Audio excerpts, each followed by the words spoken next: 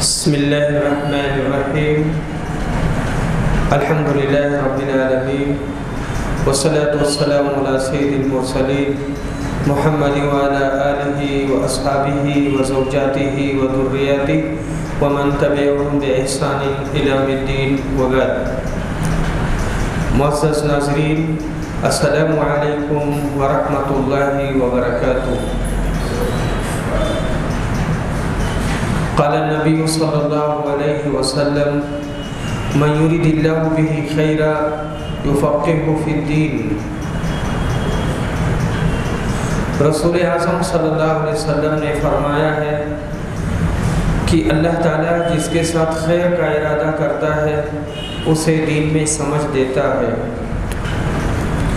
اس نشست میں ہم طبی اور فقہی مسائل پر گفتگو کریں گے.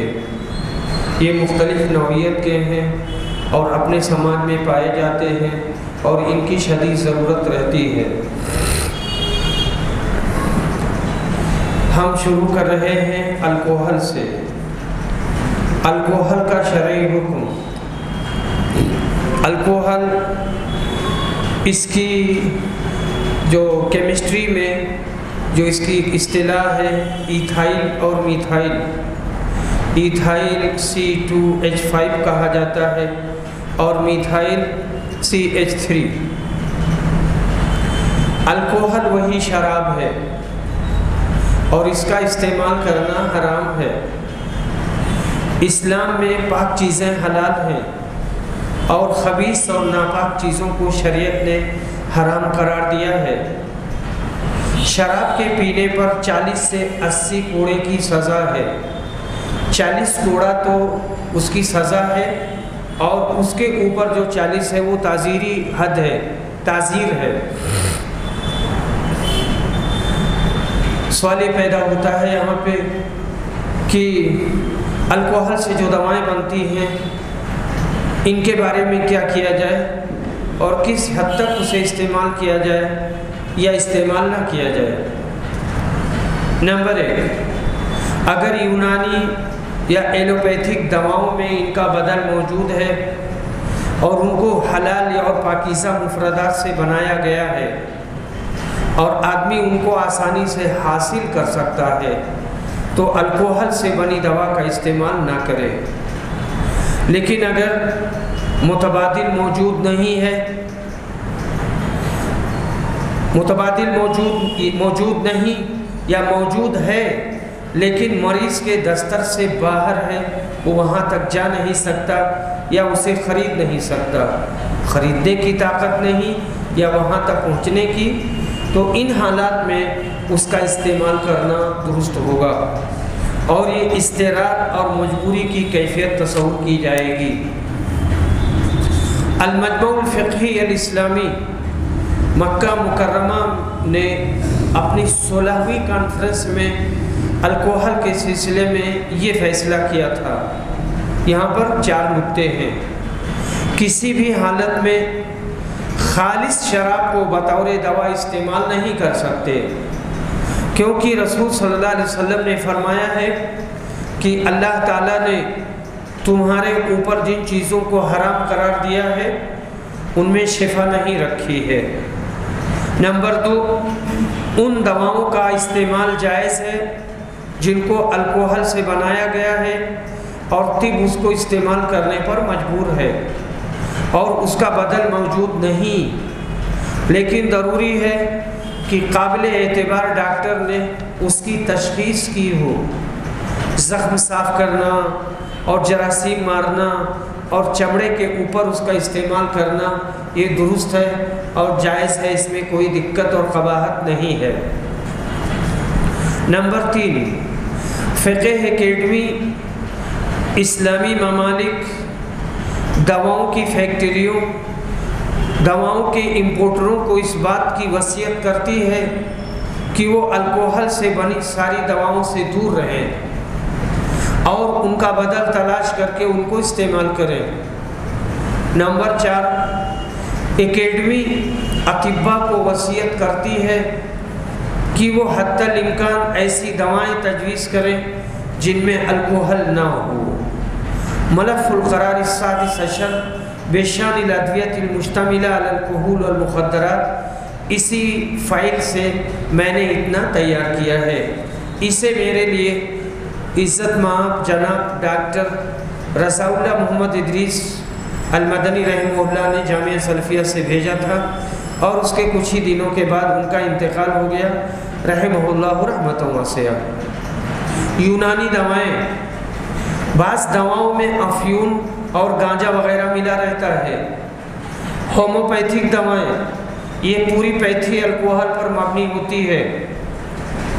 ان دونوں کی بابت حکم یہی ہے کہ اگر ان کا بدل موجود ہے تو اس کا استعمال نہ کریں، اور اگر موجود نہیں ہے تو مجبوری کی حالت میں اسے استعمال کر سکتے ہیں، اس میں کوئی قباحت نہیں ہوگی۔ نشہ کی حالت میں دی گئی طلاق، اس کے مختلف حالات ہیں۔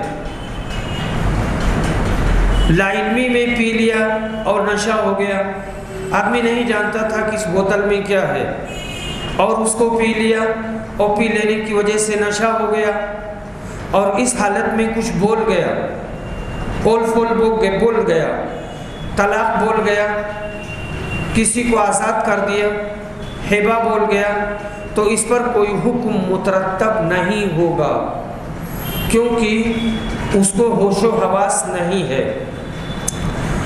ہوش و حواس میں شراب یا نشہ آور چیز پی لی، آدمی ہوش میں ہے اور سمجھتا ہے، اور اس سمجھ اور بوجھ کی حالت میں اس نے نشہ کی چیز پی لی، تو اس کی دو حالت ہے۔ ایک حالت یہ ہے کہ عقل و خرد اور سوچ و سمجھ برقرار ہے، تو ایسی صورت میں طلاق واقع ہو جائے گی۔ یا دوسری شکل یہ ہے کہ برقرار نہیں ہے، عقل و خرد سوچ و سمجھ برقرار نہیں ہے، تو ایسی صورت میں طلاق واقع نہیں ہوگی۔ آدمی نشہ کی حالت میں شرعی احکام کا مکلف نہیں ہے، لیکن اگر اس حالت میں کسی کا کوئی نقصان کر دیتا ہے تو اس کا ضامن ہوگا۔ جیسے شہروں میں گاڑیاں کھڑی ہیں، گاڑی ڈھکیل دیا، تار نوچ لیا، یا اور کوئی نقصان کر دیا، تو ایسی صورت میں اسے اس کی ضمانت دینا ہوگی، اس کا پیسہ دینا ہوگا، گھر والے اس کو دیں گے۔ ماعز اسلمی کے واقعہ میں آپ نے کہا تھا کہ ان کا منہ سونگھو، اگر وہ نشہ یا جنون میں ہوتے تو ان پر حد نہ لگتا۔ حضرت حمزہ نے علی کے 2 اونٹ ذبح کر دیے تھے، اور وہ نشہ کی حالت میں تھے۔ اسی میں کچھ اور مسائل ملے ہوئے ہیں، اور یہ مسائل کافی اہم ہیں۔ غصہ کی طلاق، اس میں تھوڑی سی تفصیل ہے۔ اگر غصہ ایسا ہے کہ آدمی بالکل مدہوش ہو گیا، بالکل کچھ نہیں سمجھ پا رہا ہے، اور اسی کو طلاق اغلاق کہتے ہیں، تو یہ طلاق واقع نہیں ہوگی۔ لیکن اگر وہ غصہ میں ہے پر باتیں سمجھ میں آ رہی ہیں، وہ سمجھتا ہے میرا بیٹا ہے، یہ میری بیوی ہے، یہ میرے فلاں ہیں، تو ایسی صورت میں اس نے جو طلاق دے دی ہے، یہ طلاق واقع ہو جائے گی۔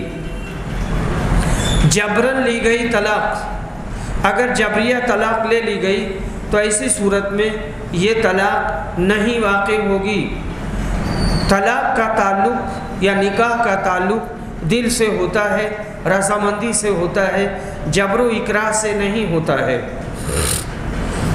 اسی طرح سے کورٹ کی طلاق کے مسئلے کو علماء سے حل کروائیں، اور آپ لوگ ہیں، بھلے ہی تھوڑے سے ہیں لیکن آپ بھی قیمتی ہیں، آپ لوگ بھی اپنے اپنے سماج میں کہتے رہیں کہ یہ طلاق کا مسئلہ کورٹ میں نہ لے جایا جائے، اور آپ اپنا جو دارالقضاء ہے، دارالقضاء میں اس کو حل کریں، اور اگر دارالقضاء نہیں ہے تو دارالقضاء بنائیں، عالم متعین کریں، مفتی متعین کریں، اور متعین کرنے کے بعد میں پھر مسائل کو حل کریں۔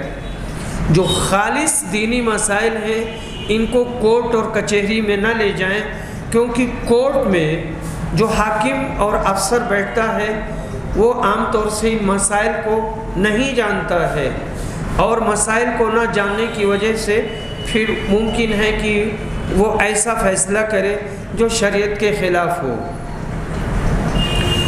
کورٹ میرج درست نہیں، ولی کو راضی کریں پھر شرعی نکاح کریں۔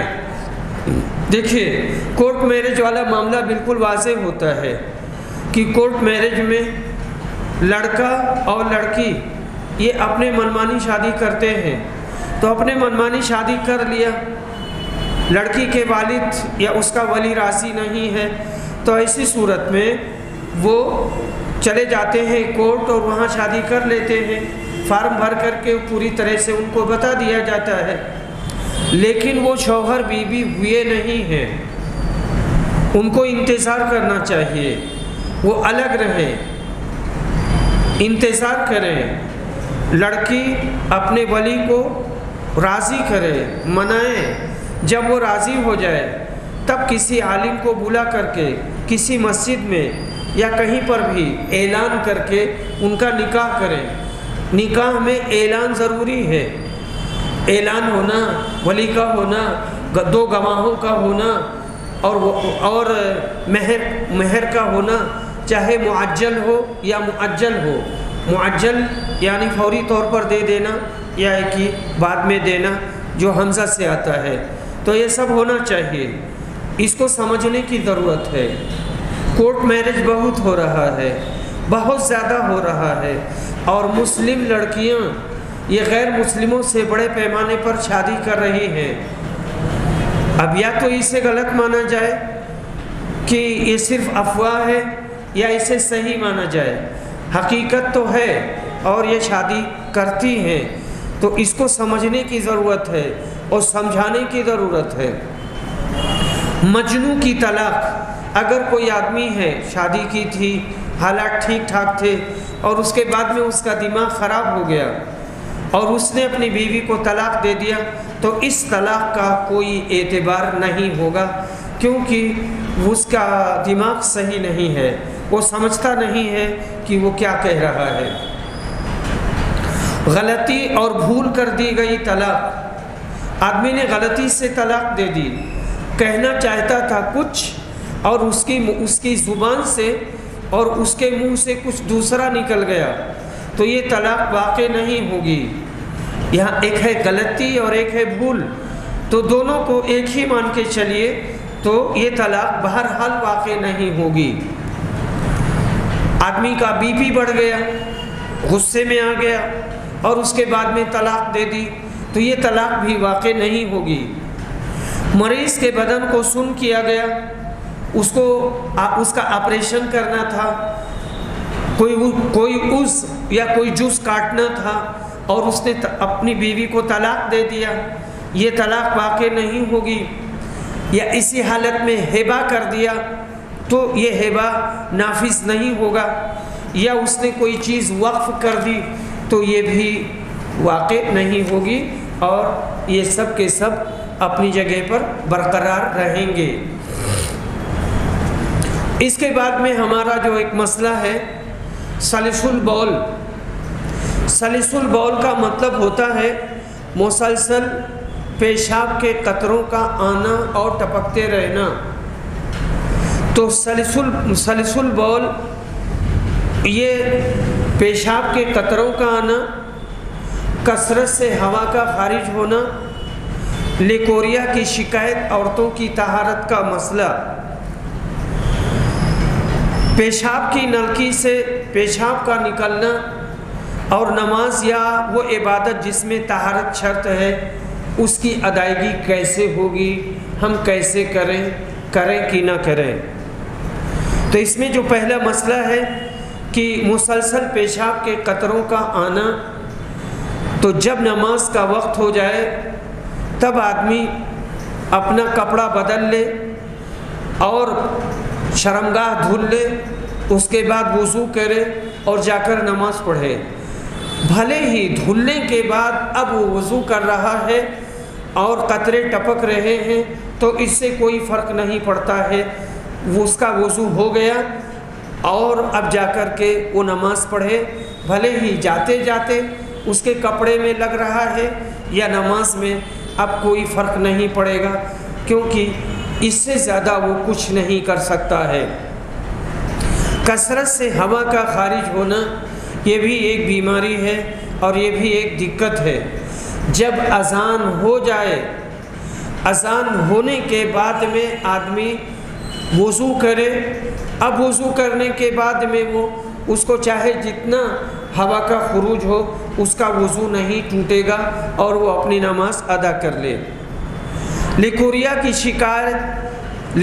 کی شکار عورت کی طہارت کا مسئلہ بھی ایسے ہی ہے، جب نماز کا وقت ہو جائے تب وہ بھی ایسے ہی صاف صفائی کرے گی اور اس کے کپڑے میں اگر کچھ لگا ہے تو اس کو بھی صاف کر لے گی یا کپڑا بدل لے گی، اس کے بعد میں وضو کر کے نماز کی ادائیگی کرے گی اور نماز پڑھے گی۔ جہاں تک پیشاب کی نلکی سے پیشاب کا نکلنا اور نماز یا وہ عبادت جس میں طہارت شرط ہے اس کی ادائیگی کرنے کا مسئلہ ہے، تو چونکہ یہ ایک مجبوری ہے، اس لیے جب نماز کا وقت آئے گا تو وہ بندہ اگر وضو کرنے کی طاقت رکھتا ہے تو وضو کر لے، اگر کرنے کی طاقت نہیں ہے تو کوئی اسے وضو کروا دے، اگر اس کی بھی طاقت نہیں ہے تو اس کو تیمم کروا دے، کر لے یا کروا دے، اور وہ اپنا لٹکا رہے گا اور وہ آدمی مرد یا ایک جو بھی ہو اپنی نماز کی ادائیگی کر لے گا، یا وہ عبادت جس میں طہارت مطلوب ہے اس عبادت کو پورا کرے گا۔ نبی صلی اللہ علیہ وسلم نے کہا تھا تودعی لکل صلاۃ، تم ہر نماز کے لیے وضو کرو۔ اب دیکھیے یہ جو لوگ ہیں یہ قرآن پڑھ سکتے ہیں، کعبہ کا طواف کر سکتے ہیں، جب ایک نماز کا وقت گزر جائے تو دوسری نماز کے لیے نیا وضو کرنا پڑے گا۔ اس کے بعد میں ہمارا مسئلہ آ رہا ہے خون دینے سے حرمت نسب کا ثبوت۔ حضرات موجودہ زمانے میں مسائل بہت ہیں اور ایکسیڈنٹ بھی بہت ہوتے ہیں۔ حاملہ خواتین ان کے آپریشن کے بعد میں کئی بار خون چڑھانے کی نوبت آ جاتی ہے، تو ایسی صورت میں خون دیں گے کہ نہیں دیں گے؟ اگر مرد کا خون عورت کو یا عورت کا خون مرد کو دیا جاتا ہے تو اس سے کسی طرح کا رشتہ قائم نہیں ہوگا۔ خون بطور دوا دی گئی ہے، جبکہ بچپن میں جو دودھ پلایا جاتا ہے وہ بطور غذا ہے، اور بچے کو جو دودھ پلایا جاتا ہے وہ مدت رضاعت میں ہے 2 سال تک۔ 2 سال کی مدت میں پلا دیا تو وہاں پر رضاعت ثابت ہو جاتی ہے۔ اس لیے مدت رضاعت میں 5 بار دودھ پلانے سے حرمت اور نسب ثابت ہو جائے گا، لیکن مدت رضاعت کے بعد نہیں۔ لیکن بعض علماء کہتے ہیں، وہ بڑے بڑے علماء ہیں، کہ جس طرح کا مسئلہ حضرت سالم کا تھا، اگر اس طرح کا مسئلہ آ جاتا ہے اور پیش ہوتا ہے تو ویسے ہی کریں گے جیسے کہ حضرت سالم نے پیا تھا۔ دوسرے کے جسم میں خون چڑھانے کی شرعی حیثیت، دوسرے کے جسم میں خون چڑھا سکتے ہیں یا نہیں چڑھا سکتے ہیں، اصلاً یہ ناجائز ہے، لیکن مجبوری کی حالت میں علماء نے اس کی اجازت دی ہے، کیونکہ انسانی جان کی بڑی قیمت ہے، اور جان بچانے کے لیے آدمی مردار کھا سکتا ہے، شراب کے ذریعہ پھنسا ہوا لقمہ نگل سکتا ہے، تو اس حالت میں بھی خون دے سکتے ہیں، خون چڑھا سکتے ہیں، تاکہ مرد ہو یا عورت اس کی جان بچ جائے، لیکن اس کے لیے چند شرطیں ہیں۔ نمبر 1، خون کے علاوہ کوئی دوسرا متبادل نہ ہو جس سے مریض کی جان بچ سکے یا صحت یاب ہو سکے، خون ہی چڑھانا ضروری ہو۔ نمبر 2، جس کا خون لیا گیا ہے اس سے اس کو کوئی نقصان نہ ہو۔ نمبر 3، ماہر ڈاکٹر خون کے استعمال کو ضروری قرار دے۔ نمبر 4، محض قوت یا جسمانی حسن میں اضافہ مقصود نہ ہو۔ ایسا بھی ہوتا ہے کہ اپنی صحت کو برقرار رکھنے کے لیے، طاقت کے لیے، حسن و جمال کے لیے خون چڑھوایا جاتا ہے، یہ ہے کہ وقفے سے خون لیتی رہتی ہیں، چاہے عورت ہو یا مرد ہو، تو یہ درست نہیں ہے۔ صرف اتنا ہی خون چڑھایا جائے جتنے کی ضرورت ہو۔ خون کی قیمت لینا جائز نہیں ہے۔ اگر بنا قیمت کے خون نہیں ملتا ہے تو آدمی پیسہ دے کر خون لے لے، پر جو خون بیچ رہا ہے وہ گنہگار ہوگا، کیونکہ آدمی اپنے اعضائے جسمانی کو بیچ نہیں سکتا، یہ اللہ کا ہے۔ سے ہم ہیں، سر سے لے کر پیر تک جو اعضاء ہیں یہ سب اللہ کی امانت ہے، ہم اسے بیچ نہیں سکتے ہیں۔ اور رسول صلی اللہ علیہ وسلم نے خون کی قیمت لینے سے منع کیا ہے۔ انہو نہا عن ثمن الدم، بخاری جلد نمبر 2 صفحہ نمبر 8۔ رسول اکرم صلی اللہ علیہ وسلم نے خون کی قیمت سے منع کیا ہے۔ حمل ساقط کرنا اور کروانا۔ حمل ساقط کرنے کو اجہاز اور ابارشن کہا جاتا ہے۔ عربی میں اجہاز الف جیم اور ہائے ہاشم اور زواد، اجہاز، اجہزا یجہزو اجہازن، گرانا، تو اور انگریزی میں اسے ابارشن کہتے ہیں۔ یہ جائز نہیں ہے، چاہے حمل میں روح پھونکی گئی ہو یا نہ پھونکی گئی ہو، وہ ایک نفس ہے، بنا کسی شرعی سبب کے اس کا ساقط کرنا اس کو قتل کرنے کے برابر ہے۔ اب یہاں سوال پیدا ہوتا ہے کہ کب حمل ساقط کر سکتے ہیں، کیا کچھ مواقع ہیں یا نہیں ہیں؟ وہ کہتے ہیں کہ نمبر 1، قابل اعتبار مسلم ڈاکٹر کا کہنا ہے کہ اگر حمل برقرار رہا تو عورت کی جان جا سکتی ہے۔ نمبر 2، بچہ کی شکل بگڑی ہوئی ہوگی، یعنی یہاں یا کر کے ہے، یا تو عورت کی جان چلی جائے گی یا بچے کی شکل بگڑی رہے گی، اسی کو کہتے ہیں مشوہ الخلقت، شکل بگڑی رہے گی۔ یہ بعض لوگوں کی رائے ہے، پر آدمی کو اللہ پر بھروسہ کر کے حمل کو اپنی حالت پر چھوڑ دینا چاہیے۔ ڈاکٹروں کا ظن اور تخمینہ کئی بار غلط ثابت ہوتا ہے۔ یہ آخری نکتہ میں نے ڈاکٹر فضل الرحمن المدنی رحمہ اللہ سے لیا ہے۔ مجلس میں بیٹھتے تھے تو اس طرح کے مسائل اور نکتے وہ بیان کیا کرتے تھے۔ سماج میں حمل ساقط کروانے کے اسباب زیادہ اسمارٹ اور حسین لگنا یا بننا، اپنے آپ کو بنانا، حمل، ولادت اور رضاعت کی پریشانیوں سے بچنا، اور نمبر 3، ناجائز حمل کو گرانا تاکہ سماج کی لعنت و ملامت سے بچا جا سکے۔ یہ 3 اسباب عام طور سے بتائے جاتے ہیں۔ ڈاکٹر، نرس، میڈیکل کا حمل ساقط کرنے والی دوا دینا، یہ 3 لوگ ہیں۔ ڈاکٹر دے سکتا کہ نہیں دے سکتا، نرس دے سکتی کہ نہیں دے سکتی، یا میڈیکل اسٹور پر اگر کوئی عورت آتی ہے یا کوئی مرد ہی آتا ہے اور لے کے جانا چاہتا ہے تو وہ دیں گے کہ نہیں دیں گے؟ کہتے ہیں اگر شرعی سبب موجود ہے، حمل گرانے کا شرعی سبب موجود ہے اور قابل اعتبار نسخہ ہے ان کے ہاتھ میں، تو ایسی صورت میں ڈاکٹر حمل گرانے والی دوا خود دے سکتا ہے۔ دوسری صورت، میڈیکل اس وقت کسی کو یہ دوا دے گا جب اس کے پاس ڈاکٹر کا نسخہ ہو۔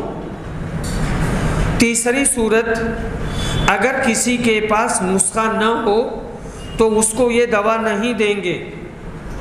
خلاصہ یہ کہ بنا شرعی سبب کے حمل ساقط کرنا یعنی ڈاکٹر یا کروانا عورت جائز نہیں ہے۔ ان لوگوں کو اپنے اپنے میدان میں شریعت کے اصولوں اور ضوابط کو اپنانا چاہیے اور شرعی دائرے میں رہنا چاہیے۔ مانع حمل دواؤں کا استعمال اسلام کا مزاج یہ ہے کہ نسل بڑھے، تعداد بڑھے، ایسی عورت سے شادی کریں جو زیادہ بچہ پیدا کرنے والی ہو۔ اس کا اندازہ اس کے خاندان میں اس کی خالہ پھوپھی وغیرہ سے کیا جا سکتا ہے کہ ان کی جو شرح ولادت ہے اس کو دیکھ کر کے یہ طے کر سکتے ہیں کہ ان کے یہاں ولادت کتنی ہوگی، کیسے ہوگی، ایک موٹا اندازہ۔ اگر حمل اور ولادت روک دی جائے گی تو رسول صلی اللہ علیہ وسلم کے اس فرمان کی حکمت فوت ہو جائے گی، اور فرمان یہ ہے ہم تمہاری کثرت پر قیامت کے دن فخر کریں گے۔ انی مکاثر بکم الامم یوم القیامہ، ہم قیامت کے دن فخر کریں گے دوسرے لوگوں پر، اور جب امت ہماری نسلوں کو تباہ کر دے گی تو پھر ہم وہاں پر فخر کیسے کر پائیں گے؟ اصل یہ ہے کہ استقرار حمل سے چھیڑ چھاڑ نہ کیا جائے، اسے فطری طور پر بڑھنے دیا جائے۔ اب اس کے بعد میں ایک مسئلہ یہ ہے کہ حمل کب روک سکتے ہیں؟ کیا ایسی کوئی شکل ہے کہ حمل کو روک سکتے ہیں یا نہیں روک سکتے ہیں؟ اگر عورت دودھ پلا رہی ہے، بیمار ہے، بہت جلدی ولادت ہو رہی ہے، اور ماہر مسلم اطباء کا ماننا ہے کہ مذکورہ حالت میں اگر حمل ٹھہرا تو اغلب یہ ہے کہ عورت یا بچہ کی زندگی کو خطرہ لاحق ہو سکتا ہے۔ ایسی حالت میں اس وقت تک مانع حمل دواؤں کا استعمال کیا جا سکتا ہے جس کی ڈاکٹر تعین کرے۔ اب ڈاکٹر میں سب آ جائیں گے، چاہے نرس ہو یا ڈاکٹر ہو، پر مسلم ہو۔ مانع حمل دواؤں کو عام نہ کریں۔ وہ موجودہ زمانے میں تو یہ جو میڈیکل والے ہیں ان کو تو حوصلہ دیا جاتا ہے، انعام دیا جاتا ہے، مختلف قسم کی ان کی حوصلہ افزائی کی جاتی ہے، لیکن اسلامی دنیا کہتی ہے، اسلام کہتا ہے کہ مانع حمل دواؤں کو عام نہ کریں۔ یہ صرف اس عورت کو دیں جس کے پاس ڈاکٹر کا نسخہ ہے، بنا نسخہ کے یہ دوا نہ دی جائے۔ نسبندی کرنا اور کروانا، نسبندی کروانا جائز نہیں، چاہے مرد ہو یا عورت ہو۔ نسبندی کرنا جائز نہیں ڈاکٹر، اس لیے کہ کرے گا ڈاکٹر، کروائیں گے چاہے مرد ہو یا عورت ہو۔ اور اس میں ایک نقطہ یہ بھی ہے کہ رحم کا کسی بیماری کی وجہ سے نکلوانا تو اسے نکلوا سکتے ہیں۔ بیماری کی وجہ سے اگر عورت اپنا رحم نکلواتی ہے تو اس کو نکلوا سکتی ہے، اس میں کوئی قباحت نہیں ہے، یہ نسبندی ہی کی طرح ہے۔ اگر کسی عورت کے بارے میں قابل اعتبار ڈاکٹروں کا فیصلہ ہے کہ اب اس عورت کو حمل نہیں ٹھہرنا چاہیے، اگر اس کو حمل ٹھہرا تو اس کی جان چلی جائے گی، اور یہ خطرہ عارضی نہیں دائمی ہے، تو مجبوری کی حالت میں سلسلے ولادت کو روکا جا سکتا ہے۔ واللہ عالم۔ اگر کسی نے دھوکے سے یا جان بوجھ کر نسبندی کروا لی تو وہ اسلام سے خارج نہیں ہوگا۔ ایک صاحب کو میں جانتا ہوں، اپنے گاؤں میں تھوڑا موٹے دماغ کے تھے، اور کچھ لوگ ان کو لے گئے اور ان کی نسبندی کروا دی، تو لوگ تھوڑا سا ان سے نفرت بھی کرتے تھے نماز وغیرہ کے سلسلے میں، لیکن یہ مسئلہ ایسے ہے نہیں، انہوں نے وہ سمجھے نہیں تھے اور ان کی نسبندی کروا دی گئی، تو ان کا کوئی قصور نہیں ہے، اور وہ نماز پڑھیں گے۔ اگر امامت کرنے کے لائق ہیں، وہ مولانا بھی تھے، اگر وہ امامت کرتے ہیں تو امامت بھی کریں گے، سب کچھ درست ہوگا، سب کچھ جائز ہوگا۔ اس کی امامت درست ہوگی، اس کی بیوی اس کی زوجیت میں برقرار رہے گی، اس کے مرنے کے بعد اس کا جنازہ پڑھیں گے اور مسلمانوں کے قبرستان میں اس کو دفن کریں گے۔ لیکن وہ لوگ جو شوقیہ ایسا کرتے ہیں، فیشن کے طور پر انہوں نے، مرد ہیں تو مرد بھی کروا لیتے ہیں اور ان کا تناسل جاری رہتا ہے، لیکن استقرار حمل نہیں ہو سکتا ہے، تو یہ پھر درست نہیں ہوگا اور یہ جائز نہیں ہوگا۔ اسی طرح سے عورتیں جو ہوتی ہیں اور ان کی ایک خاص قسم کی رگ، اسے کاٹ کر کے اور اسے جوڑ دیا جاتا ہے، اور اس کے بعد میں ان کے ہاں جو بویزات، جو انڈے کا وہ ہوتا ہے، افراز ہوتا ہے، یعنی جو نکلتا ہے ایک مخصوص ایام میں، وہ اب نہیں نکلے گا۔ دونوں اپنی ازدواجی زندگی بھرپور طریقے سے گزاریں، لیکن ان کے ہاں ولادت نہیں ہوگی، تو یہ درست نہیں ہے، یہ جائز نہیں ہے، یہی نسبندی ہے۔ آپریشن، اگر ماہر ڈاکٹر کسی بیماری میں آپریشن کی تجویز پیش کرتا ہے تو ہر طرح کا آپریشن جائز ہوگا۔ ولادت کا آپریشن یہ اس وقت جائز ہوگا جب زچہ یا بچہ یا دونوں کی جان خطرے میں ہو اور فطری طور پر ولادت نہ ہو رہی ہو۔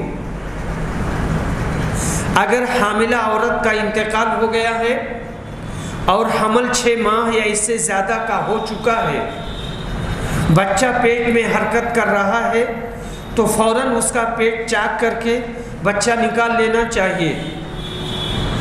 بچے کو پیٹ میں باقی رکھنا باعث ضرر ہے، باعث نقصان ہے، اور وہ کچھ دیر کے بعد مر جائے گا۔ آپریشن کے ذریعہ اس ضرر کو دور کیا جائے گا۔ شرعی قاعدہ ہے الضرر یزال، ضرر کو دور کیا جائے گا۔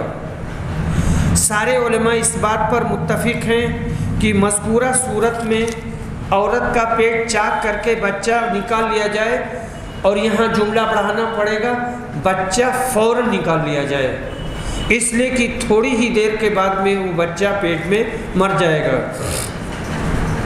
بہت دن کی بات ہے، جامعہ سلفیہ میں اس طرح کا ایک فون آیا تھا، اور اس وقت مفتی مولانا عابد حسن رحمانی رحمہ اللہ تھے، تو فوری طور پر لوگ بیٹھے، مشورہ کیا، کیا کریں کیا نہ کریں، پھر اس کا جواب دیا۔ تب تک وہ بچہ مر چکا تھا، وہ پیٹ میں بچہ کود رہا تھا، وہ پریشان تھا، لیکن یہ لوگ وقت پر جواب نہیں دے سکے، فوراً فیصلہ نہیں لے سکے، اور بچہ مر گیا۔ مرد ڈاکٹر کا ولادت کا آپریشن کرنا، ضرورت پڑنے پر مرد ڈاکٹر ولادت کا آپریشن کر سکتا ہے۔ یہاں دیکھیے، ضرورت پڑنے پر، لیکن اگر قابل میڈ وائف ہیں اور وہ اس کیس کو سنبھال سکتی ہیں تو انہی کو سنبھالنا چاہیے۔ مرد ڈاکٹر اور اس کی تشخیص کا دائرہ کار، یہ کس حد تک مردوں کو چیک اپ کر سکتا ہے اور کس حد تک عورتوں کو چیک اپ کر سکتا ہے۔ تو مریض کی جو بیماری ہے، بیماری کی جو کیفیت ہے، جتنا وہ چاہتی ہے بیماری، उतना वो चेक कर सकता है।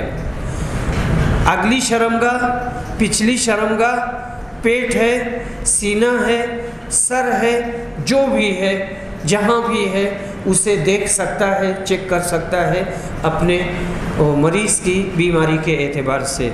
यही हाल है औरत डॉक्टर और उसकी तशखीस का दायरे कार। अगर कोई औरत डॉक्टर है और बहुत काबिल है, मर्द लोग भी उसके यहाँ इलाज के लिए जाते हैं, तो मर्द की जैसी बीमारी है, जिस नौइयत की है, औरत उसको चेक कर सकती है। छूना है, पकड़ना है, चेक करना है, खून निकालना है, ऑपरेशन करना है, सब कुछ कर सकती है, सब कुछ कर सकते हैं। सीखने के लिए ऑपरेशन करना, सीखने के लिए ऑपरेशन जायज़ है, पर लाश मासूम ना हो, ये एक ख़ास इस्तिलाह बनी है मक्का में, इसलिए कि वहीं से मैंने ये मालूमात ली है। लाश मासूम ना हो, मासूम ना हो तो फिर क्या हो, यानी वो काफिर हो, गैर मुस्लिम हो, वो किसी भी मज़हब का पैरोकार हो, मुस्लिम ना हो। लेकिन अगर कहीं ऐसा कोई मुल्क है जहाँ कोई गैर मुस्लिम है ही नहीं, सब के सब मुस्लिम ही हैं, और वहाँ पर भी मेडिकल है, चाहे BOMS हो चाहे MBBS हो, और दोनों में बाज़ाब्ता सर्जरी सिखाई जाती है और वहाँ ऑपरेशन करके दिखाया जाता है, मर्द का, औरत का, बच्चे का, बच्ची का, और बचपन के स्टेज का, जवानी की स्टेज का, और बुढ़ापे की स्टेज का। तो ऐसी सूरत में जो बात समझ में आती है वो ये, मौजूदा जो टेक्नोलॉजी है उसके एतबार से कि दूसरे मुल्क से आसानी के साथ लाश मिल सकती है और उसे ख़रीद करके और अपने मुल्क में, अपने मेडिकल में रख ले और आसानी के साथ बच्चों को, बच्चियों को तालीम दी जा सकती है। ऑपरेशन की 3 किस्में हैं। जुर्म की तहकीक के लिए, नंबर 2 वबाई अमराज की तहकीक के लिए, ताकि इसकी रोशनी में एहतियाती कदम उठाया जाए। नंबर 3 साइंस सीखने और सिखाने की गरज से जिस्म का फाड़ना। ये तीनों शक्लें जायज़ हैं। इसको फिर से सुनिए, जुर्म की तहकीक के लिए या वबाई अमराज की तहकीक के लिए या साइंस सीखने के लिए या सिखाने के लिए शक्लें 3 बनती हैं और तीनों जायज़ हैं। शुरू की 2 किस्मों में अमन व अमान, अदल व इंसाफ और वबाई अमराज से समाज की हिफाजत है। इससे फ़ौरन ये पता चल जाता है, जैसे कोरोना है, इसके बारे में कि हाँ इसकी तीसरी लहर आई है, फ़ला स्टेट ये काफ़ी मुतासिर है, वहाँ एहतियाती कदम उठाया जाए, या और बहुत सारी बीमारियाँ होती हैं। या जुर्म की तहकीक के लिए कि कोई आदमी अच्छा खासा था, उसे कोई बीमारी नहीं थी, अचानक कैसे मर गया। मौत पर हम ईमान रखते हैं, लेकिन कभी कभी शुबहा हो जाता है तो उसको चेक करवाया जा सकता है। तीसरी सूरत भी जायज़ है, क्योंकि इससे इंसानियत को बहुत ज़्यादा फ़ायदा होगा। साइंस सीखना और साइंस सिखाना ये बहुत अहम नुक्ता है। जिस्म में वाक़े नक्स का इज़ाला, यहाँ पर मेरे पास इन मौज़ूआत पर काफ़ी मालूमात है, लेकिन ऐसे ही मुख्तसर खुतबा देने के लिए या मुख्तसर लेक्चर देने के लिए मैंने खाली उन्वान अपनी डायरी में डाल दिया था। जिस्म में वाक़े नक्स है तो कई बार उसे ज़ाइल कर दिया जाता है कि उसकी शक्ल बदनुमा लगती है, चाहे नाक में हो, चाहे होंठ में हो, चाहे दांत निकले हुए हों, उसके बारे में ये बहस है। पैदाइशी तौर पर कोई नक्स हो या किसी हादसा के पेश नज़र नक्स पैदा हो गया हो, पहले नक्स नहीं था लेकिन हादसा की वजह से پیدا ہو گیا ہے تو دونوں کو آپریشن کے ذریعہ درست کر دیا جائے گا۔ اس میں اللہ کی تخلیق میں تبدیلی نہیں ہے بلکہ ایک ضرر کا ازالہ ہے۔ اسی طرح تشوہات اور عیوب کے ازالہ کو تغییر و خلق اللہ نہیں کریں گے۔ تغییر و خلق اللہ یعنی اللہ کی تخلیق میں تبدیلی نہیں کہیں گے اور اسے نہیں مانیں گے۔ حادثہ یا جلنے سے جو عیب پیدا ہوتا ہے وہ علاج کے تحت آتا ہے۔ ہاتھ میں ہے، پیر میں ہے، پیٹھ میں ہے، منہ پر ہے، تو اسے آپریشن کے ذریعہ یا اس کی مختلف شکلیں ہوتی ہیں، اس سے اس کو دور کیا جا سکتا ہے۔ ان سب کی اصلاح درست ہے اور جائز ہے۔ کچھ آپریشن ایسے ہیں جو حرام ہیں، وہ آپریشن نہیں کرنا چاہیے۔ حرام آپریشن کے سلسلے میں کہتے ہیں کچھ آپریشن ایسے ہیں جو حرام ہیں۔ شکل و صورت میں تبدیلی کروانا پلاسٹک سرجری کے ذریعہ، جیسے ناک اور ٹھوڑی کی تجمیل، پستان کو سڈول بنانا، بڑھاپے کے آثار کو ختم کروانے کے لیے آپریشن کروانا، چہرے کی جھریوں کو ختم کروانا، سرین کو خوبصورت اور سڈول بنانے کے لیے اس کی چربی ختم کرنا، بازوؤں کی تجمیل یعنی بازوؤں کو حسین بنانا، ناک کو خوبصورت بنانا، ٹھوڑی کو خوبصورت بنانا، اور اسی طرح سے پیٹ کی تجمیل اور پیٹ کو خوبصورت بنانا، سامنے کے دانت میں دراز کرنا یا بھووں کو تراشنا، یہ سب جائز نہیں ہے، یہ سب کے سب حرام ہیں۔ کیوں حرام ہے؟ اس لیے کہ اس میں تدلیس اور فریب ہے، دھوکہ ہے۔ عورت کی عمر زیادہ ہے لیکن وہ پلاسٹک سرجری کے ذریعہ سے اپنے آپ کو 20 22 25 سال کی شو کرتی ہے اور دکھاتی ہے، حالانکہ اس کی عمر 40 45 سال کی ہے۔ اس میں تدلیس اور فریب ہے۔ کئی آپریشن ایسے ہیں جن کی ضرورت نہیں ہے اور اس میں حرام کا ارتکاب ہوتا ہے، جیسے مخدرات، نشہ آور چیزوں کا استعمال، شرمگاہ دیکھنا، شرمگاہ کا چھونا، تو ان چیزوں کی بنا پر کوئی بھی آپریشن ان میں درست نہیں ہے اور جائز نہیں ہے۔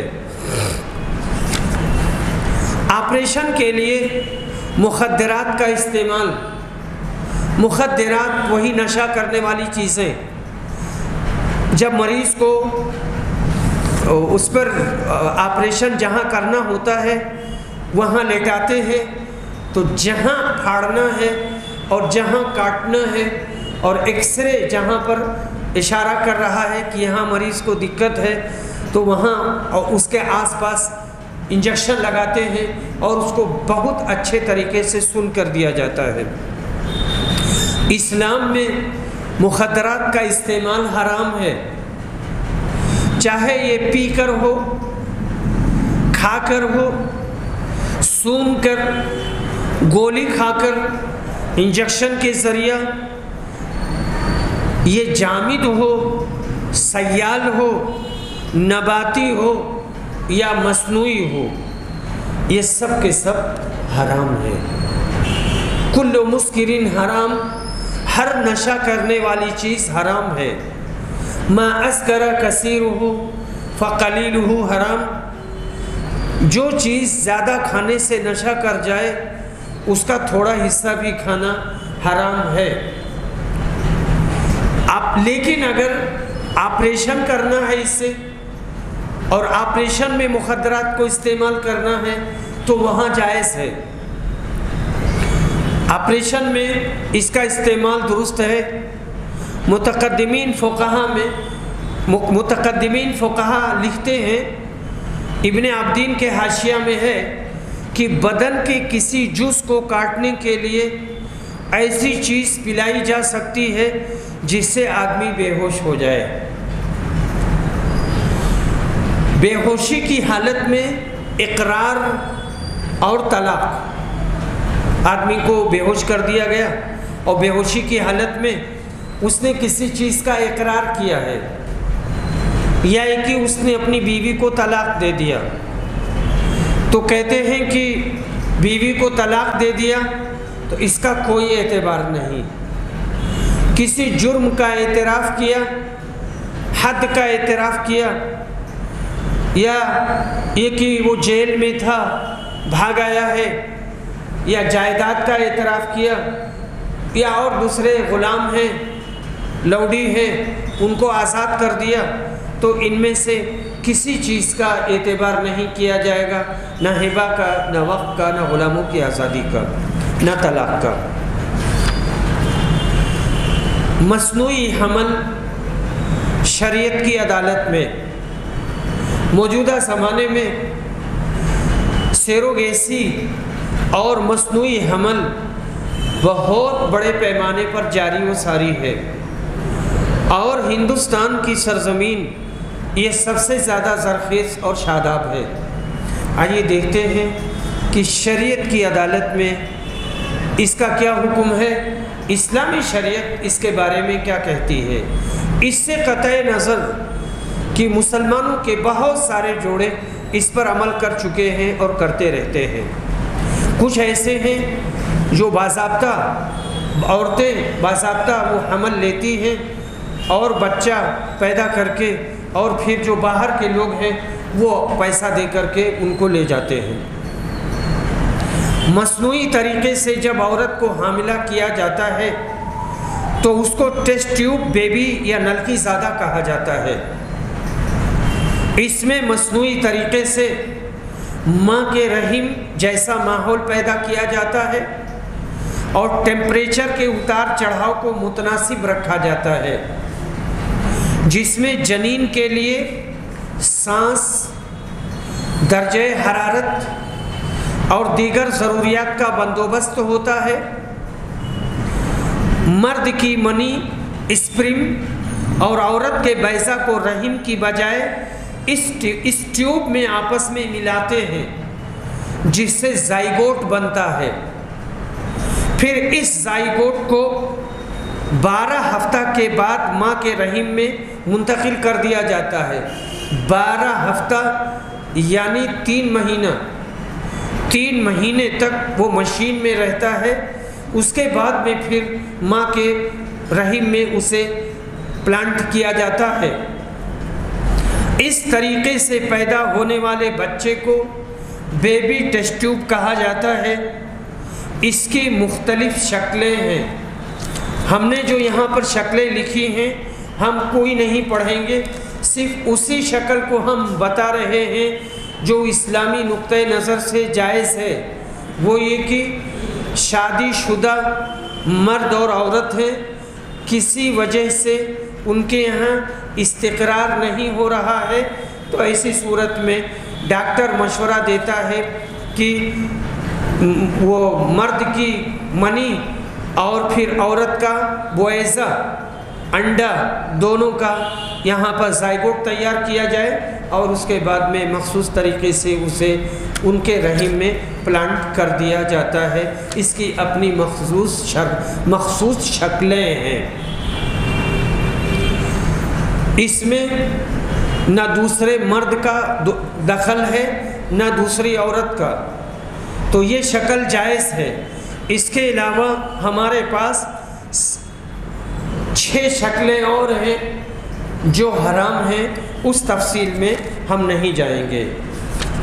بیبی ٹیسٹ ٹیوب کی ضرورت کیوں؟ یا آپ لوگ چاہتے ہیں کہ سب کا تذکرہ کروں میں؟ تذکرہ کروں میں؟ ٹھیک ہے، تو ایک شکل تو یہ ہو گئی۔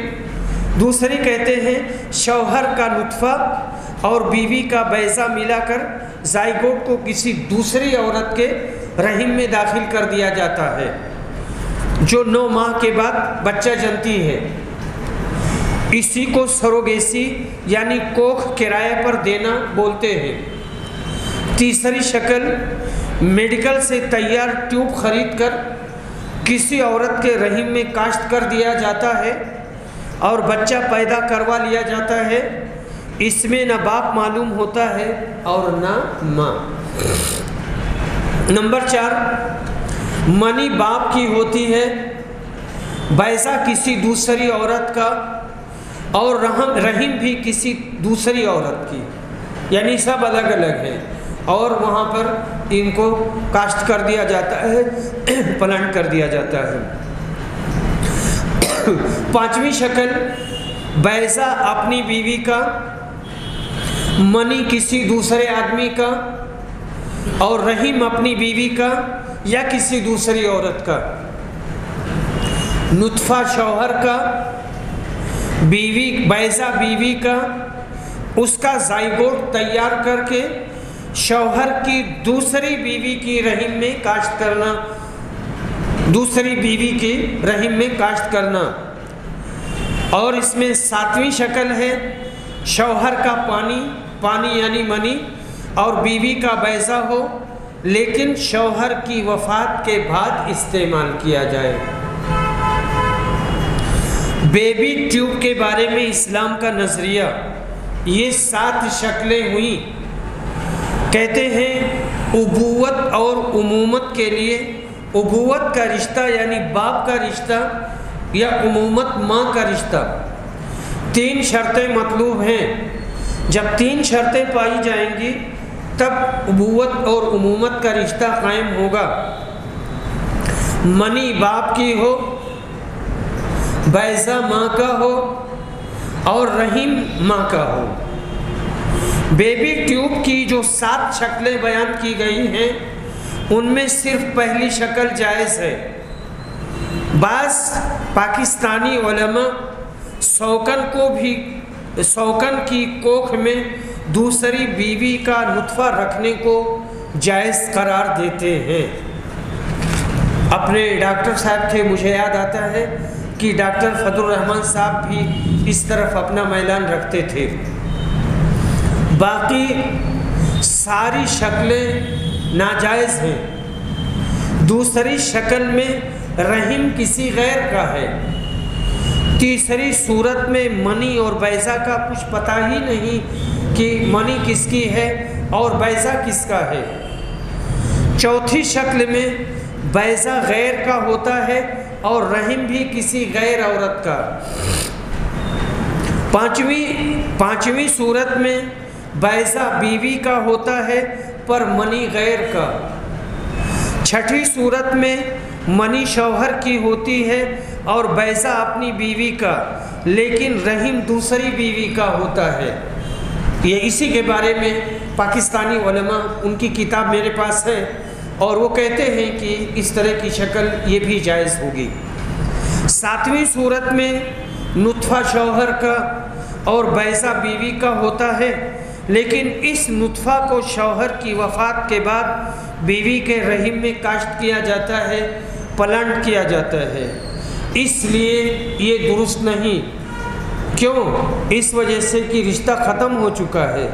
جب تک بیوی زندہ تھی یا شوہر زندہ تھا، دونوں زندہ تھے، تب تک اسے استعمال کر سکتے تھے، لیکن جب انتقال ہو گیا شوہر کے انتقال کے بعد اب بیوی اسے استعمال نہیں کر سکتی۔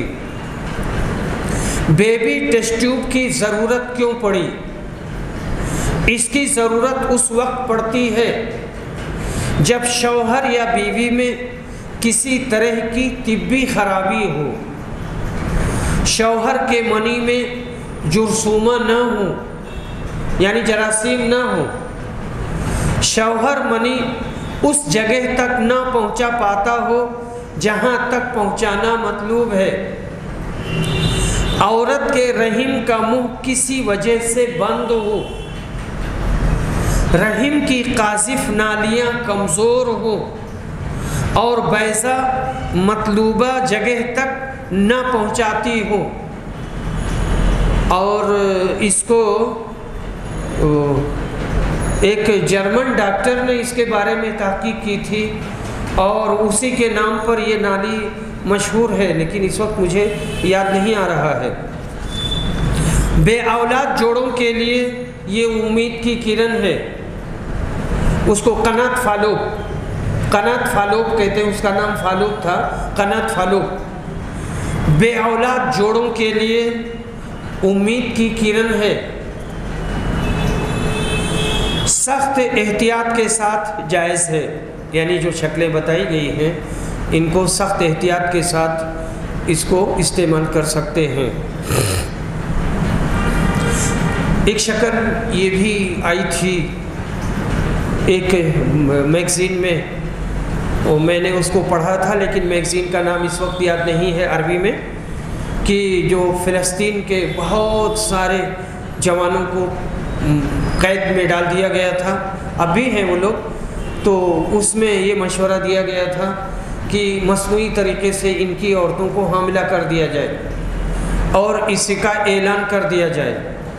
تو اسی سلسلے میں یہاں چھوٹا سا نکتہ ہے، سزا یافتہ قیدیوں کی بیویوں کو مصنوعی طریقہ سے حاملہ کرنا، فلسطینی مجاہدین ان کا مادہ جیلوں سے لینا، ظاہر سی بات ہے جیل سے ان کا مادہ اور ان کی منی جیل سے لینا، اس کی تشہیر کرنا، اس کی تشہیر ضروری ہے۔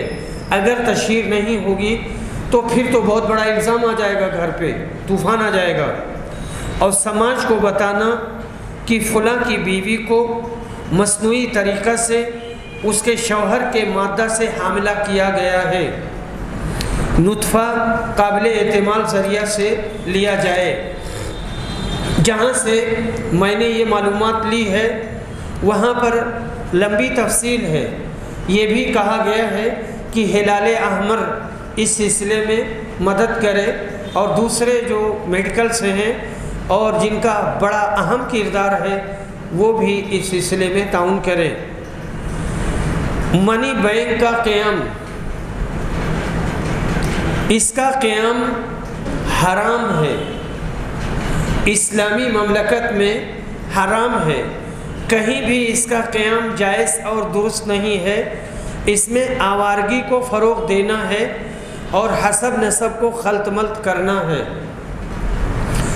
لیکن عام طور سے ہر جگہ یہ پایا جاتا ہے، ہر جگہ پایا جاتا ہے، چاہے وہ خالص کافر ملک ہو، یورپ ہو، امریکہ ہو، یا کہ ایشیا کے ممالک ہوں، اور ممکن ہے کہ بہت سے اسلامی ممالک جو چھوٹے بڑے ہیں وہاں اس پر عمل نہ ہوتا ہو۔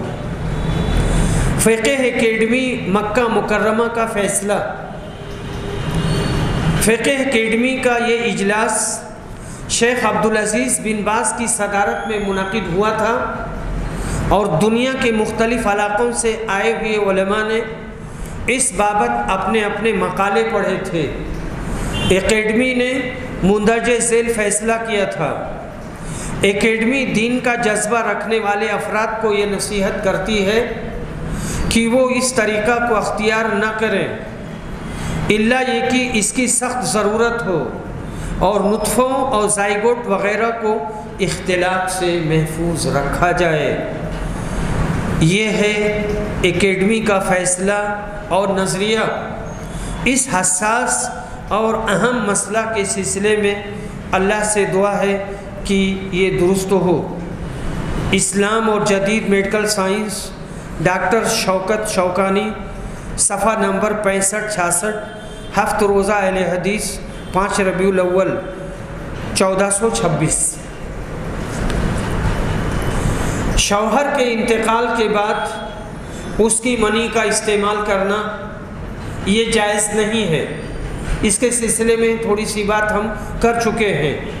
قال الشیخ الزرقہ الزوجیہ تنتہی بالوفات وعندئذ یکون التلقیح بنطفة من غیر زوج فی نطفة محرمہ۔ شیخ زرقہ کہتے ہیں کہ وفات سے زوجیت ختم ہو جاتی ہے، اور اس کے بعد میں پھر نطفے کا داخل کرنا یہ حرام تصور کیا جائے گا۔ مصنوعی دانتوں کی بابت وضو اور غسل،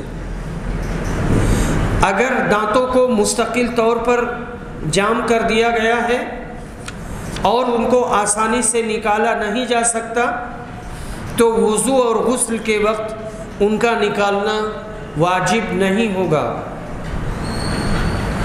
یہ بات ختم ہو گئی۔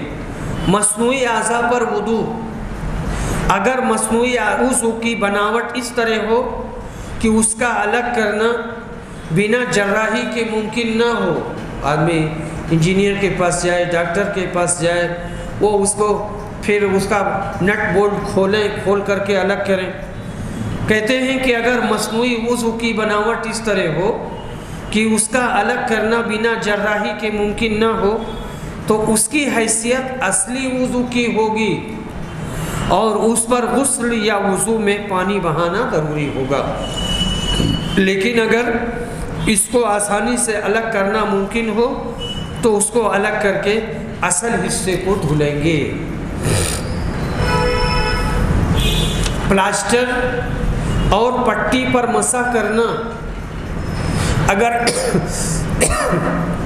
اگر ہاتھ یا پیر پر کچا یا پکا پلاسٹر چڑھا ہو یا پٹی بندھی ہو تو وضو اور جنابت کے غسل کی بابت شرعی مسئلہ یہ ہے کہ اگر پٹی کا کھولنا ممکن ہو اور اس سے مریض کو کوئی پریشانی نہ ہو تو پٹی اتار کر کے وضو یا غسل کرے، لیکن اگر اس کا کھولنا ممکن نہ ہو تو اس پر مسح کرے۔ پلاسٹر پر غسل جنابت یا وضو میں آدمی مسح کرے گا۔ کیا انجیکشن لگاتے وقت خون نکلنے سے وضو ٹوٹ جائے گا؟ انجیکشن لگاتے وقت اگر خون نکل آیا اور آدمی وضو سے تھا تو اس سے وضو نہیں ٹوٹے گا۔ خون نکلنے سے وضو نہیں ٹوٹتا ہے۔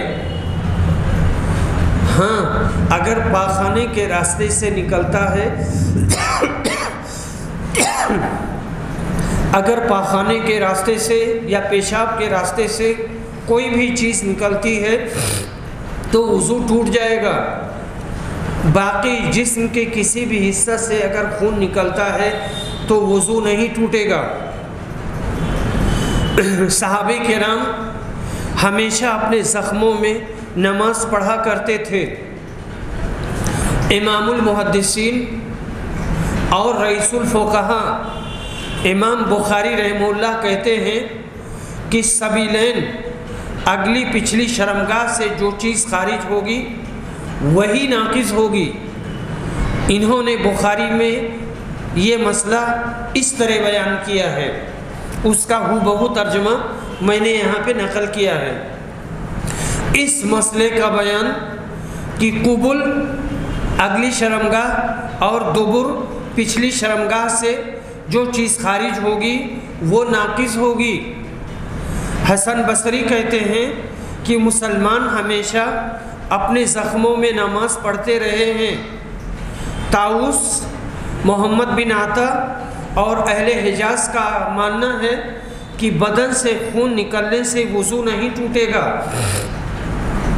ابن عمر نے اپنا پھوڑا نچوڑا، اس سے خون نکلا، لیکن انہوں نے اس کے بعد وضو نہیں کیا۔ ابن ابی اوفا کے منہ سے خون آیا لیکن انہوں نے اپنی نماز پوری کر لی۔ فتح الباری جلد نمبر 1 صفحہ نمبر 38، میں نے فتح الباری کا حوالہ دے دیا اس لیے کہ فتح الباری ہی سے میں پڑھاتا ہوں۔ تو یہ مسئلہ آپ کے سامنے آیا کہ انجیکشن لگاتے وقت اگر آدمی باوضو تھا اور خون نکل آیا تو اس سے وضو نہیں ٹوٹے گا۔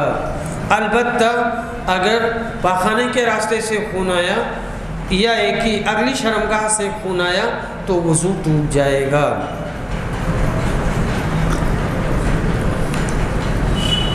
سونے چاندی کے مصنوعی اعضاء کی زکوٰۃ،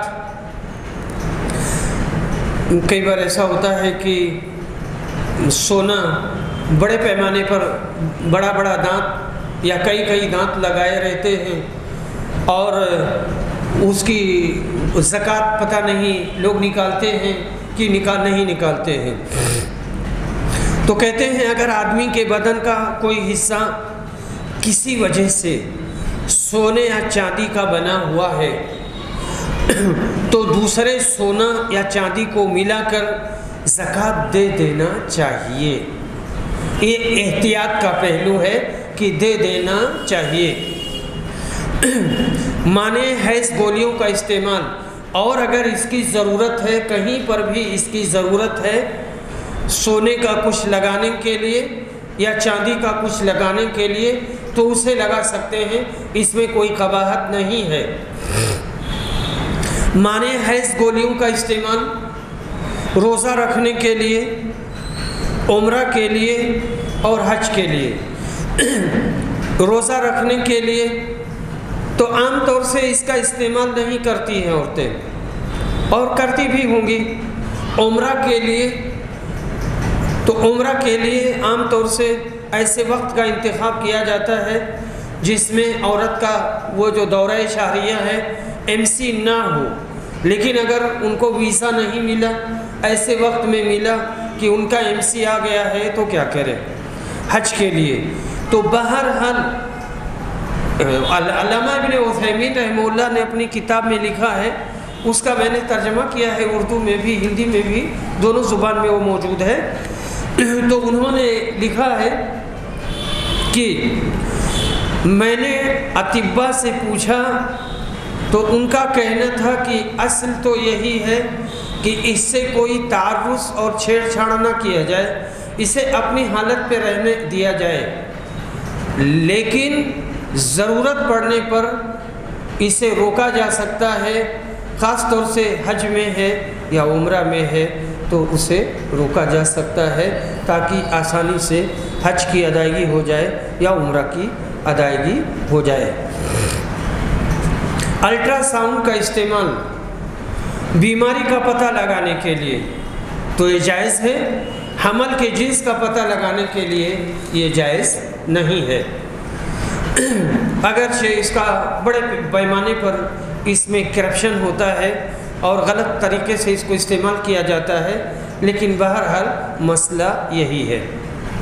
اعضاء کی پیوند کاری کی شرعی حیثیت، اس کی 3 شکلیں ہیں۔ ٹرانسپلانٹیشن اسی کو کہتے ہیں، مصنوعی اعضاء سے پیوند کاری، مصنوعی اعضاء، حیوانی اعضاء سے پیوند کاری، انسانی اعضاء سے پیوند کاری، یہ 3 ہیں۔ مصنوعی اعضاء دانت، آلۂ سماعت، شریانیں، آنتیں، سانس کی نالیاں، دل کا وال وغیرہ، اس کو بدل دینا۔ یہ اعضاء پلاسٹک، ڈیکران، سلیکون، ربڑ، مختلف دھاتوں اور کیمیائی مرکبات سے تیار کیے جاتے ہیں۔ دور جاہلیت میں ارفجہ کی ناک جنگ کلاب میں کٹ گئی تھی، انہوں نے چاندی کی ناک بنوائی، پر اس میں بدبو پیدا ہو گئی تھی تو رسول صلی اللہ علیہ وسلم نے سونے کی ناک بنانے کی اجازت دی تھی۔ یہ تو بات ہوئی مصنوعی اعضاء۔ حیوانی اعضاء سے پیوند کاری، یہ پیوند کاری بہت حد تک کامیاب ہے، جیسے انتڑی ناکارہ ہو گئی تو اس کی جگہ بکرے کی انتڑی کی پیوند کاری کر دی گئی اور لگا دی گئی۔ چمڑا جل گیا تو اس کی جگہ پر دوسرا چمڑا یا جسم ہی سے کہیں سے وہاں پر اس کی سرجری کر دی گئی، پلاسٹک سرجری کر دی گئی اور وہاں لگا دیا گیا، کچھ دنوں کے بعد میں وہ جسم کی طرح ہو جائے گا۔ جانور کے چمڑے کی پلاسٹک سرجری کر دی گئی۔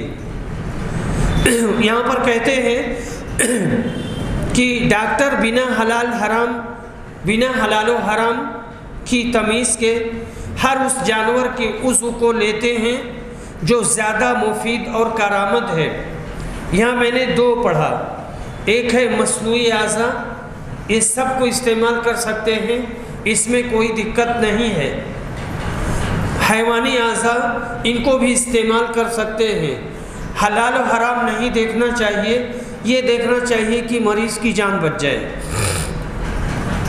تیسری شکل انسانی اعضا، اس کی 2 قسمیں ہوتی ہیں۔ آٹو ٹرانسپلانٹیشن، جسم کے کسی حصے کو دوسری جگہ لگانا، یہ ایک خاص اصطلاح ہے، اس لیے میں نے اسی کو بین ہی لکھا ہے۔ جسم کے کسی حصے کو دوسری جگہ لگانا، جسم کے اعضاء، بافتوں، نسیجوں کو ایک جگہ سے دوسری جگہ منتقل کرنا، جلد، بال اور ہڈیوں کو منتقل کرنا، یہ جائز ہے، اس کو کر سکتے ہیں۔ ہومو ٹرانسپلانٹیشن، نسیجوں یا اعضاء کو ایک جسم سے دوسرے جسم میں منتقل کرنا، جیسے گردہ اور قلب کی پیوند کاری۔ اب جیسے گردہ ہے نا، تو گردہ عام طور سے جیسے کسی نے ڈونیٹ کر دیا یا کسی کا ایکسیڈنٹ ہو گیا اور اس کو نکالا جا سکتا ہے فوری طور پہ، تو اسے نکال لینا چاہیے اور دوسرے مریض کو لگا دینا چاہیے۔ یا دل ہی ہے تو کہیں حادثہ ہوا اور کوئی آدمی ایسا ہے جس کو دل کی ضرورت ہے، اس میں بہت دقت ہے اور وہ مشین پر چل رہا ہے، اور فوری طور پر اس کا دل جہاں ایکسیڈنٹ ہوا ہے اس کا دل لے کر کے اور فوری طور پر آ کر کے اور آپریشن کر کے اور دل پلانٹ کر دینا۔ اس طرح کا ایک واقعہ میں جانتا ہوں کہ ناگپور میں اس طرح واقعہ ہوا تھا، کسی عورت کا ایکسیڈنٹ ہوا تھا، اور اس کے بعد میں ممبئی میں کسی علاقے میں ایک صاحب تھے اور وہ انتظار کر رہے تھے کہ اب تو ان کی موت قریب ہے، اور پھر وہ دل فوری طور پر جیٹ جہاز کے ذریعے سے لایا گیا اور پورے راستے کلیئر کر دیے گئے اور لا کر کے اور آپریشن کر کے وہ لگایا گیا اور کامیاب ہو گیا، آدمی وہ زندہ ہے۔ اس وقت زندہ ہے کہ نہیں ہے میں نہیں جانتا، لیکن اس وقت پوری طرح سے ڈاکٹروں کی رپورٹ کے مطابق وہ کامیاب تھا۔ کہتے ہیں زندہ شخص سے اعضاء کی پیوند کاری، مردہ شخص سے اعضاء کی پیوند کاری، غیر مسلم کے اعضاء سے استفادہ جائز، یعنی زندہ شخص سے اعضاء کی پیوند کاری جائز ہے، مردہ شخص سے اعضاء کی پیوند کاری جائز ہے۔ ظاہر سی بات ہے، ابھی ہم بتائیں گے کہ کتنے گھنٹے میں مردہ کا جسم وہ کام نہیں کرے گا۔ غیر مسلم کے اعضاء سے استفادہ کر سکتے ہیں، ہم یہ نہیں دیکھیں گے کہ غیر مسلم ہے یا کیا ہے۔ غیر مسلم حربی کو مسلمان کا عضو دینا درست نہیں، یہ ہے کہ اگر غیر مسلم کو ضرورت ہے گردے کی یا کسی بھی چیز کی اور مسلمان اسے دے سکتا ہے تو دے دینا چاہیے، لیکن اگر ایسا غیر مسلم ہے جو ہم کو حربی ہے اور وہ ہم سے جنگ کر رہا ہے تو اسے نہیں دیں گے۔ زندہ آدمی کے عضو کو لینے کے لیے اس کی اجازت ضروری ہے۔ اگر زندہ آدمی ہے اور اس کے جسم کا کوئی عضو ہمیں لینا ہے تو ظاہر سی بات ہے کہ زندہ آدمی اس کی اجازت دے گا۔ مردہ آدمی کا عضو حاصل کرنے کے لیے اس سے پیشگی اجازت ضروری ہے۔ اگر وہ اجازت دے گیا ہے، وصیت کر گیا ہے تو ٹھیک ہے، اور نہیں کر گیا ہے تو اس کا جو ولی ہے اس کی اجازت سے اس کے کسی بھی عضو کو لیا جا سکتا ہے۔ حادثہ کی صورت میں اس کے اولیاء اگر اجازت دے دیتے ہیں تو اس کے اعضاء کو لیا جا سکتا ہے۔ اب اس کے بعد میں ہماری بحث آ رہی ہے، ابھی اس میں بہت بحثیں ہیں لیکن تھوڑی سی بحث کے بعد میں ہم اپنی بات ختم کر دیں گے۔ مردے کے جسم سے 3 سے 6 گھنٹے کے اندر گردہ، آنکھ، دل، جگر وغیرہ اگر نکال لیا جائے تو ان کو کارآمد بنایا جا سکتا ہے اور دوسرے کے جسم میں پلانٹ کیا جا سکتا ہے۔ لیکن ان کو صرف 60 سے 70 گھنٹہ تک ہی محفوظ کیا جا سکتا ہے، 60 گھنٹے سے 70 گھنٹے تک، اور نکالنے کی مدت 3 سے 6 گھنٹہ، 3 سے 6 گھنٹے کے اندر نکال لیا گیا تو اس درمیان 60 سے 70، تو 60 سے 70 گھنٹہ بہت ہے، اس بیچ میں ان کو فوراً لگا دینا چاہیے۔ اس کا شرعی حکم کیا ہے؟ کہتے ہیں اس بابت علماء کی 2 رائیں ہیں، شیخ شعراوی، غیماری، سنبھلی۔ یہ سنبھلی جو ہے نا، یہ اپنے ہندوستان کے ہیں، جو ندوہ میں تھے، اب پتہ نہیں شاید ان کا انتقال ہو چکا ہے۔ سقاف وغیرہ عدم جواز کی طرف گئے ہیں۔ اچھا، دوسرا قول، اعضاء کا منتقل کرنا جائز ہے۔ مختلف اداروں نے اس کے جواز کا فتویٰ دیا ہے۔ ملیشیا میں 1969 میں اسلامی کانفرنس منعقد ہوئی تھی۔ اس میں یہ فیصلہ لیا گیا تھا کہ ضرورت پڑنے پر انسانی اعضاء کو نکال کر دوسرے کے جسم میں لگا سکتے ہیں، لیکن انسانی اعضاء کی تجارت حرام ہے۔ حضرات، آپ نے دیکھا ہوگا، دیکھو کتنی لڑائیاں ہوئی ہیں اور مستقل ہو رہی ہیں۔ افغانستان کو قبرستان بنا دیا گیا، اس کے علاوہ جو فلسطین ہے کتنے زمانے سے جل رہا ہے، سیریا میں کیا ہو رہا ہے، سوڈان کا ایک حصہ کاٹ کر الگ کر دیا گیا، اور بہرحال تو جو اس کی دردناک خبر ہے قتل و غارت گری اور ناجائز قبضہ کے علاوہ کہ انسانی اعضاء کی اسمگلنگ ہوئی ہے، بڑے پیمانے پر لاشوں کو پھاڑ پھاڑ کر کے اور اعضاء کو بیچا گیا ہے۔